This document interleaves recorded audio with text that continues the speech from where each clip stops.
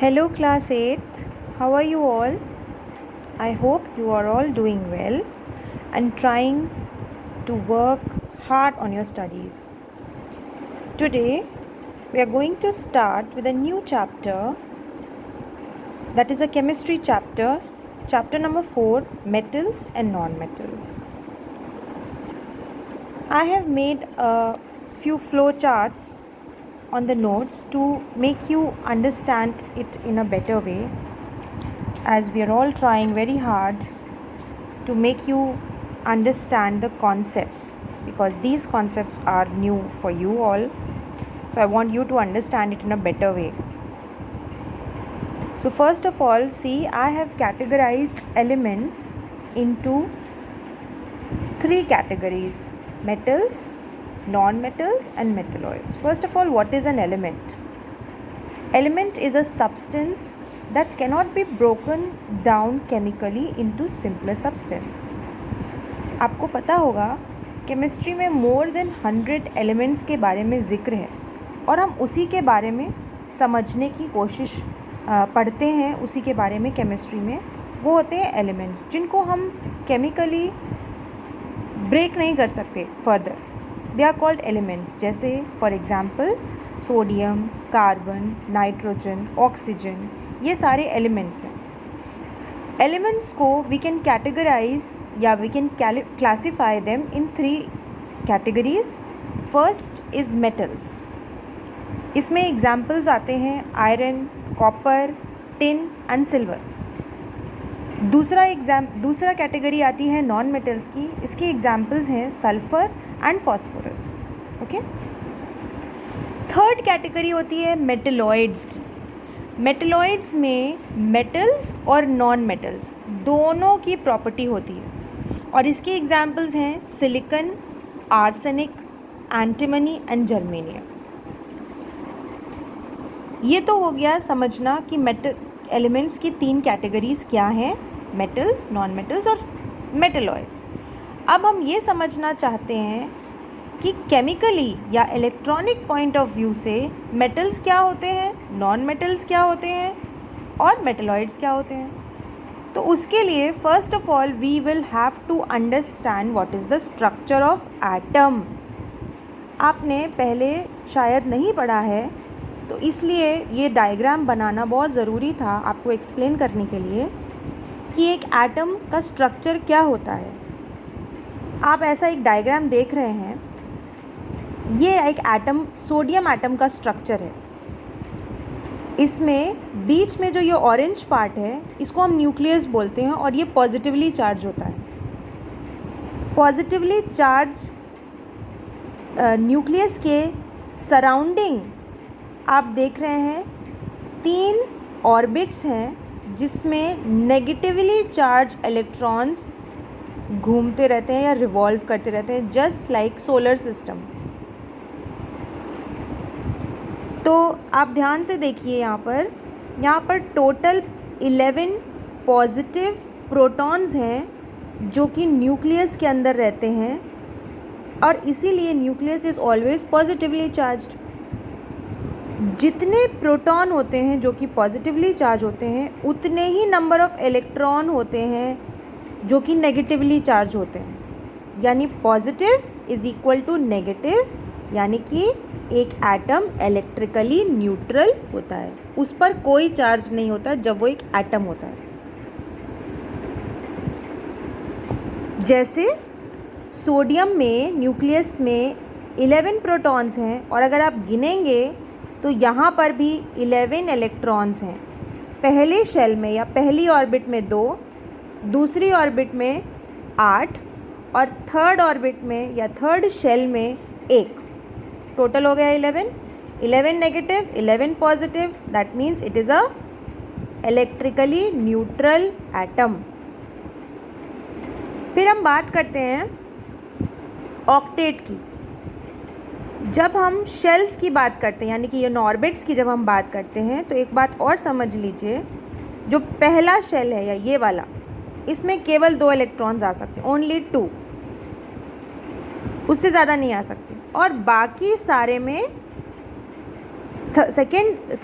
Second shell में 8 electrons आ सकते हैं और उससे आगे आगे शेल बढ़ते जाएंगे तो नंबर ऑफ़ इलेक्ट्रॉन्स जो वो अकोमोडेट कर सकते हैं वो बढ़ते जाते हैं, ठीक है। लेकिन हम केमिस्ट्री में ये मानते हैं कि अगर आउटर मोस्ट शेल में 8 इलेक्ट्रॉन्स हैं, यानी कि ऑक्टेट उसको बोलते हैं, ऑक्टेट बोला जाता है, ये मैंने लिखा भी है यहाँ पर, ऑक्टेट। ऑक्टेट हम जब उसको बोलते हैं, अगर ये ऑक्टेट कंप्लीट है आउटर मोस्ट शेल में तो हम उसको स्टेबल कंपाउंड मानते हैं, या स्टेबल, उसकी स्टेबल एनर्जी स्टेबलाइज मानी जाती है। तो हर एटम, हम ये मानते हैं, हर एटम ऑक्टेट को कंप्लीट करने की कोशिश करता है।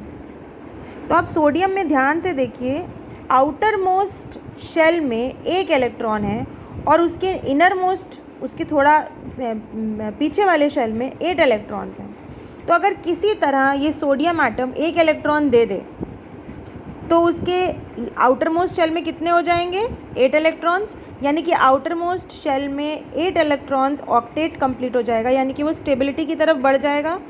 इसका मतलब ये होता है कि अगर ये 1 इलेक्ट्रॉन दे दे तो इट विल अटेन स्टेबिलिटी, और जब वो 1 इलेक्ट्रॉन दे देगा तो इस पर कैसा चार्ज आ जाएगा? इस पर चार्ज आ जाएगा Na प्लस, और इसको हम बोलेंगे sodium ion. This is not sodium atom, this is sodium ion. तो आपने यहाँ पर 3 कॉन्सेप्ट समझे। एक तो स्ट्रक्चर ऑफ एटम समझा, वो इलेक्ट्रिकली न्यूट्रल होता है, आपने ये समझा। आपने ऑक्टेट के बारे में समझा कि आउटर मोस्ट शेल में, except first shell, outer most shell में अगर 8 इलेक्ट्रॉन्स कंप्लीट होते हैं तो वो स्टेबिलिटी देता है, दैट इज़ कॉल्ड ऑक्टेट। और आपने ये भी समझा कि हर जो आउटर मोस्ट शेल में इलेक्ट्रॉन्स हैं उनको हम बोलते हैं वैलेंस इलेक्ट्रॉन्स। अगर किसी एटम में वैलेंस इलेक्ट्रॉन का नंबर 1, 2 या 3 है तो वो मोस्टली मेटल होता है। मेटल्स में वैलेंस इलेक्ट्रॉन का नंबर 1, 2, 3 है। अब सोडियम में वैलेंस इलेक्ट्रॉन कितने हैं? वैलेंस इलेक्ट्रॉन मतलब आउटर मोस्ट शेल में एक जो इलेक्ट्रॉन्स होते हैं उनको हम वैलेंस इलेक्ट्रॉन कहते हैं। तो सोडियम में कितने वैलेंस इलेक्ट्रॉन्स हैं? 1। यानी कि सोडियम किस कैटेगरी में आया? मेटल्स में या नॉन मेटल्स में? मेटल्स में। क्यों? क्योंकि मेटल्स में वैलेंस इलेक्ट्रॉन कितने होते हैं? या तो 1, या तो 2, या तो 3। ठीक है। अब हम आते हैं एक और एटम के स्ट्रक्चर पर, दैट इज़ क्लोरीन एटम। ये मैंने आपके लिए बनाया हुआ है क्लोरीन एटम। क्लोरीन एटम में टोटल प्रोटॉन्स 17 है, अगर आप ध्यान से देखिए, और इसी तरह टोटल नंबर ऑफ़ इलेक्ट्रॉन्स जब आप गिनेंगे तो वो भी 17 है। उनका डिस्ट्रीब्यूशन ऐसा होता है कि आप देख रहे हैं फर्स्ट शेल में 2 इलेक्ट्रॉन्स हैं, दिख रहे हैं? These are 2 electrons in first shell. Second shell में 1, 2, 3, 4, 5, 6, 7 and 8 electrons, and in the last shell we are having 1, 2, 3, 4, 5, 6, 7, only 7 electrons। ठीक है।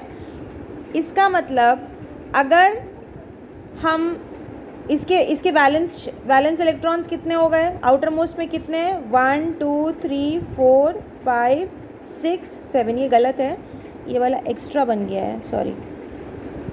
1, 2, 3, 4, 5, 6 and 7 इलेक्ट्रॉन्स। तो आउटर मोस्ट ऑर्बिट में कितने इलेक्ट्रॉन्स हो गए बेटा? 7।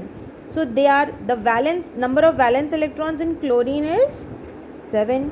इसका मतलब नॉन मेटल्स में, यानी कि जो मेटल्स में आपने देखा वैलेंस इलेक्ट्रॉन्स कितने हैं? 1, 2 and 3। नॉन मेटल्स में वैलेंस इलेक्ट्रॉन्स कितने होते हैं? 5, 6 and 7। ठीक है। This is the way to understand the electronic view point, how we can differentiate a metal from a non-metal. Okay, now let's come to non metals, metalloids के बारे में भी हम समझ लें. मेटलॉइड्स में जो वैलेंस इलेक्ट्रॉन्स होते हैं वो मोस्टली 4 वैलेंस इलेक्ट्रॉन्स होते हैं, यानी उनके आउटर मोस्ट शेल में ओनली 4 इलेक्ट्रॉन्स होते हैं. I hope you have understood this new concept. Now let's move on to where do these metals occur. कहाँ मिलते हैं हमें ये मेटल्स? तो mostly metals occur in the combined forms. आपको मेटल कभी भी रॉ या प्योर स्टेट में नहीं मिलेगा. It's always in a chemically combined form में मिलेगा. जैसे कि हम कभी किसी रॉक के बारे में बात करते हैं तो रॉक में क्या होता है, मिनरल्स प्रेजेंट होते हैं. Minerals are what? They are the chemical form of the metals. और जब किसी रॉक में अमाउंट मेटल का या मिनरल का बहुत ज़्यादा होता है और हमारे लिए वो प्रॉफिटेबल होता है उसको एक्सट्रैक्ट करना उस रॉक से, तो उसको हम बोलते हैं, उस रॉक को बोलते हैं हम ओर. जो आप आगे फर्दर क्लासेस में पढ़ोगे कि how do we what are the processes to extract metals from their ores. कुछ नाम मैं आपको बता देती हूँ. जैसे for example aluminium is extracted from its ore called bauxite. या आयरन, जो आप आयरन देखते हो, that is also extracted from its ore called iron pyrite या hematite. There are 2 ores of iron. So there are different ores from which we get different metals, and it is a profitable process. Then only we do it. And this process of extracting metals from their ores is called metallurgy. Then what is gangue? Gangue is like if in a ore जो हमारी useful metallic minerals तो हैं ही जिनको हमको extract करना है, there are some other metallic minerals also along with that. So those other which are not useful and it is mixed with the useful metallic minerals, that is called gangue. इसको हम gangue बोलते हैं. Then come noble metals. There are some metals which are very less reactive. They are very less reactive with oxygen, with air, water. इन्हीं से किसी से भी react नहीं करते हैं. एंड उसका एग्जाम्पल है सिल्वर, गोल्ड एंड प्लैटिनम. इनको हम नोबल मेटल्स बोलते हैं because they do not react easily with other substances and they are formed in a pure state in the nature. Free state में मिलते हैं नेचर में हमें. फिर मैंने आपको बताया था कुछ इंपॉर्टेंट ओर्स जैसे होते हैं. एल्युमिनियम हमको मिलता है, एल्युमिनियम का साइन ये है Al. एल्युमिनियम हमको मिलता है बॉक्साइट से, और बॉक्साइट का फॉर्मूला होता है Al2O3. Iron, this is iron and it is the sign of Fe is the sign of iron. Iron हमको मिलता है आयरन पायराइट से FeS2 या हेमाटाइट से Fe2O3. कॉपर हमको मिलता है कॉपर ग्लैंड से, that is CuS. This is the symbol of copper and this is the symbol of zinc. Zinc हमको मिलता है zinc sulfide या zinc blende से. Now I have given some important symbols. I want you to learn these symbols because आगे हम reactions करेंगे तो उन reactions को समझने के लिए आपको symbols समझना बहुत ज़रूरी है. For example, H for hydrogen, N for nitrogen, O for oxygen, C for carbon, Si silicon, S sulfur, Al aluminium, Na sodium, Cl chlorine, Hg mercury, Fe iron, Cu copper, Zn zinc, Ag silver, Au gold, Pt platinum, Mg magnesium, He helium, Ar argon, Ne neon and K is for potassium. इसमें सब mix है, metal, non metal सब, और ये सारे mix करके मैंने ये टेबल बनाई है. But these are very important, तो I want you people to learn it. अब इसमें ये 3 हीलियम, आर्गन और नियॉन, इसमें एक जीनॉन गैस भी होती है XeNON. ये सारी नोबल गैसेस होती हैं. जैसे आपने नोबल मेटल्स पढ़े थे अभी, जो कि रिएक्ट नहीं करते। इसी तरह ये गैसेस भी हैं जो हमारे एटमॉस्फेयर में रहती हैं, but they do not react with any other gases, इसीलिए इनको हम नोबल गैसेस बोलते हैं। Now let's move on. Now let's talk about the physical properties of metals and non metals. अब हमको ये पता चल गया है कि ये हमें मेटल्स कहाँ से मिलते हैं और हम इनको कहाँ से from where do we get metals, occurrence of metals होता कहाँ से है। तो now let's move on with the physical properties of metals and non metals। आपने देखा होगा जब आपको कुछ क्लियर हो गया होगा कि मेटल्स हम किसको कह रहे हैं और नॉन मेटल्स किसको कह रहे हैं। तो जब हम फिज़िकल स्टेट की बात करते हैं, यानी कि सॉलिड लिक्विड गैस, इस स्टेट की बात करते हैं जब तो हम देखते हैं कि जब मेटल्स की बात होती है, they are mostly we get them in solid state. For example metals में क्या क्या आता है, आयरन, कॉपर, निकल, ये सारे सॉलिड स्टेट के होते हैं। मगर जब हम मर्करी, इसमें एक एक्सेप्शन है, मर्करी हमेशा लिक्विड फॉर्म में रहता है in the normal room temperature. तो इसलिए देयर इज़ वन एक्सेप्शन, और इसमें हम एक्सेप्शंस के बारे में भी बात करेंगे, जनरल और एक्सेप्शन। लेकिन फिर हम जब नॉन मेटल्स की बात करते हैं तो नॉन मेटल्स हमें तीनों कैटेगरी में मिलती है।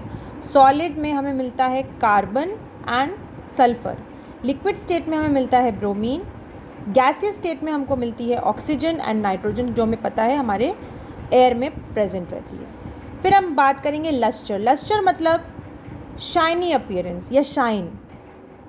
अगर कोई एलिमेंट शाइन करता है तो उसको हम बोलते हैं कि they are having some lustre. जैसे कि हम बात करें मेटल्स की, आयरन हो गया, कॉपर हो गया, they are having lustre, okay, उनके अंदर लस्टर होता है। बट जब हम बात करते हैं नॉन मेटल्स की, तो नॉन मेटल्स जैसे कार्बन हो गया, कार्बन मतलब कोल, ठीक है, जब हम कोल की बात करते हैं या हम सल्फ़र की बात करते हैं, इनमें कोई लस्टर नहीं होता है। So non metals do not have lustre. One exception is there, graphite. Graphite क्या होता है, जो आपकी पेंसिल के अंदर जो लेड डालते हो, दैट इज़ एक्चुअली ग्रेफाइट। तो कभी आपने उसको निकाल के देखा हो, it always shines. So we can say that non metal graphite is an exception for luster. It is a non-metal, but it also shines. Then comes hardness and strength. We all know metals जैसे कि iron हो गया, copper हो गया, they are all very hard and they are very strong also. But there are some metals like sodium. Na is for sodium, K is potassium and Mg magnesium. ये तीनों soft metals हैं, इनको आप knife से cut कर सकते हो, ठीक है। देन कम्स नॉन मेटल के बारे में जब बात करेंगे तो they are generally not so hard. जैसे कार्बन है, ग्रेफाइट है, इसको आराम से आप हैमर से तोड़ो तो दे आर वेरी ब्रिटल, टूट जाएंगे आराम से। But there is also one exception, that is diamond. और आपको पता होगा diamond is the hardest substance known. Now we will talk about malleability and ductility, very important.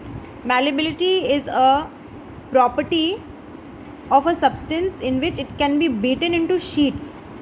मतलब अगर उसको हैमर से मारोगे तो वो टूटेगा नहीं, मगर वो शीट का फॉर्म ले लेगा, पतला पतला पतला होता जाएगा। इसी तरह ductility is the property of a substance in which it can be drawn into wires. मतलब आप उसको अगर आप खींचोगे, if you will stretch it out, they will convert into wires, they will not break. So metals में ये दोनों property होती है। मेटल्स जैसे कि शीट आपने देखा होगा, एल्युमिनियम फॉयल आपने देखा होगा, सिल्वर फॉयल, गोल्ड फॉयल, ये सारी चीज़ें हम उनको शीट, पतला पतला शीट में हम इसको कन्वर्ट कर सकते हैं। So metals are malleable. इसी तरह डक्टिलिटी, जब आप वायर्स की बात करते हैं, they are converted into wires, copper wires, silver wires, ये हम इनको पतले वायर्स में जब हम कन्वर्ट कर सकते हैं तो हम देखते हैं कि metals are malleable also and ductile also. But जब हम नॉन मेटल की बात करते हैं तो नॉन मेटल को अगर हम हैमर से तोड़ेंगे तो they will not convert into sheets, या ना ही वो शीट में बदलेंगे, ना ही they will convert into wires, they will just break because non metals are brittle. For example coal. Now another category another property, physical properties, conductivity. Conductivity दो तरह की होती है, आपको पता है। Conductivity of electricity and conductivity of heat. तो जब हम मेटल्स की बात करते हैं जैसे iron, copper, they are all good conductors of electricity. उसमें सिल्वर और copper best conductor of electricity होते हैं। मगर जब हम नॉन मेटल्स की बात करते हैं, they are bad conductors of electricity. उनसे इलेक्ट्रिसिटी पास नहीं होती, चाहे हम कार्बन ले लें, चाहे हम सल्फ़र ले लें, चाहे हम ऑक्सीजन ले लें। ग्रेफाइट उसका एक्सेप्शन है। ग्रेफाइट जो आपके पेंसिल में होता है, दिस इज़ एन एक्सेप्शन। उसमें से इलेक्ट्रिसिटी आसानी से पास हो सकती है। Then metals are good conductors of heat also, and non metals are bad conductors of heat. Sixth point is sonority. Sonority मतलब property of substance of producing ringing sound. मतलब जैसे अगर आप कोई मेटल को किसी हैमर से मारोगे तो अगर रिंगिंग साउंड निकल रही है, that means that particular substance is sonorous. For example हम आयरन बेल ले लें या हम सिल्वर बेल ले लें, जब हम उसको रिंग करते हैं, मारते हैं, हिट करते हैं, क्या होता है, एक रिंगिंग साउंड निकलती है। तो इसलिए उसको हम सोनोरस बोलेंगे। मगर जब हम नॉन मेटल्स की बात करते हैं तो दे आर नॉन सोनोरस। इसी तरह boiling and melting point. Metals have high boiling and melting point while non metals have low boiling point and melting point, except diamond. Diamond को आप छोड़ दीजिए, डायमंड और ग्रेफाइट ये नॉन मेटल्स हैं, but इनके मेल्टिंग पॉइंट और boiling point बहुत हाई होते हैं। Then we come to last is are specific gravity. Specific gravity में जब हम मेटल्स की बात करते हैं तो इनकी स्पेसिफिक ग्रेविटी बहुत हाई होती है। फॉर एग्जांपल आयरन की होती है 7.8 एंड कॉपर की होती है 8.7, और सोडियम और पोटेशियम की 1 से भी लेस होती है। ये एक्सेप्शन है यहाँ पर, these are exceptions. But non metals की जब हम बात करते हैं तो they have low specific gravity. So up till here we will take this chapter. In next session the next part will be taken. I hope you have understood and you are now able to differentiate between metals and non-metals. If you don't understand anything, please replay the video. Thank you.